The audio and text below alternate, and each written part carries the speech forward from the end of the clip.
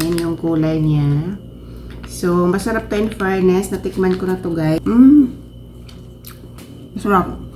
Matamis-tamis. So, hi guys. Nagbabalik tayo for today's vlog. Nagbabalik tayo. Save day lang guys. So, i-try natin ngayon ang ating nabili kanina na Korean style fried chicken. Ito yun guys. Tag 49 NT lang to dito sa Taiwan guys. Kung nag-crave ka ng parang ano siya. Hindi to spicy. May tamis tong konti. Natikman ko to with sesame seeds. Ayan. Ayan yung kulay niya. So, masarap to in fairness. Natikman ko na to guys. So, ilagay natin dito sa ating. So, ganyan yung ano niya guys. So, may sauce pa yan siya. So, ito yung itsura niya guys. Ayan. So, while kumakain tayo, magkwentuhan tayo guys. Masarap. Matamis-tamis. Mayroong spicy nito guys ha. Mayroong spicy yung mga mahilig maanghang. Mayroong spicy style nito. Bili niya sa 7-Eleven. Hindi ko alam sa ibang convenience dito sa Taiwan. Pero mabili niyo sa 7-Eleven. Marami pang ganyan. Iba-ibang flavor. Yung ibang style na pagkaluto. Marami doon. Meron ding chicken breast na ganito yung pagkaluto. Pero mas mahal siya guys. Iba-iba yung price.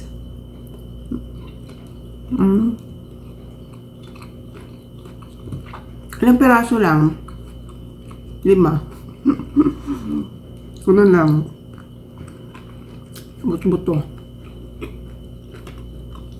Kain tayo. Ubusin natin to.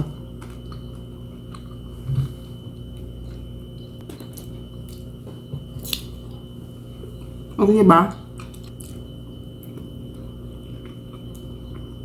Ang sarap siya guys. Itain nyo. Yun to.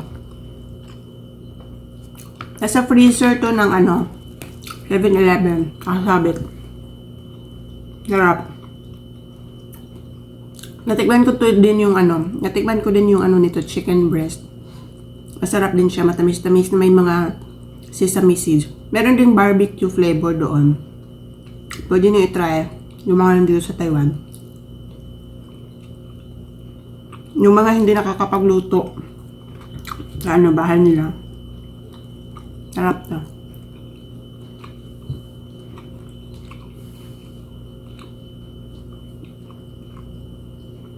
Pero konti lang siya guys ha. Iba yung sa sa picture lang siya marami. Pero sa reality.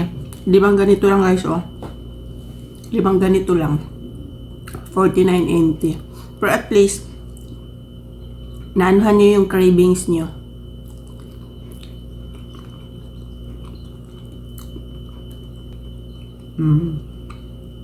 Sarap. So, that's it for this Korean food. Korean style fried chicken. Ito yung Korean style na fried chicken. So, hanggang dito lang guys. See you on my next trying mukbang. Trying harder. So, bye!